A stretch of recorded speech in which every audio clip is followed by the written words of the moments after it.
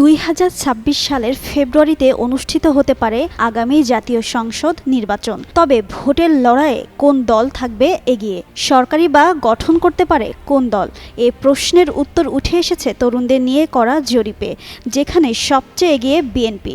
এরপরেই অবস্থান জামায়াতে ইসলামী ও জাতীয় নাগরিক পার্টি এনসিপির।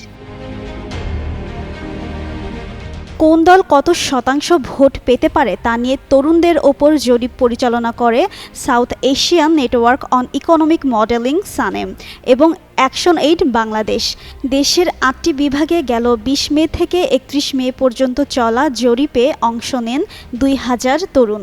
জরিপ অনুযায়ী 38.76% ভোট পেতে পারে বিএনপি, এরপরে জামায়াত ইসলামী 21.45% এবং এনসিপি 15.84%।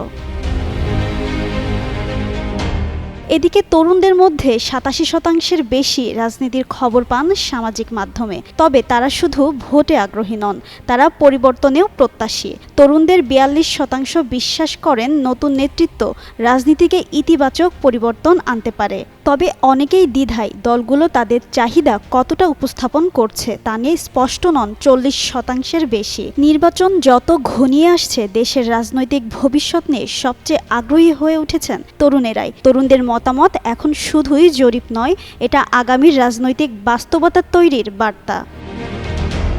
জিন্নাত আরা ঋতু, যুগান্তর নিউজ।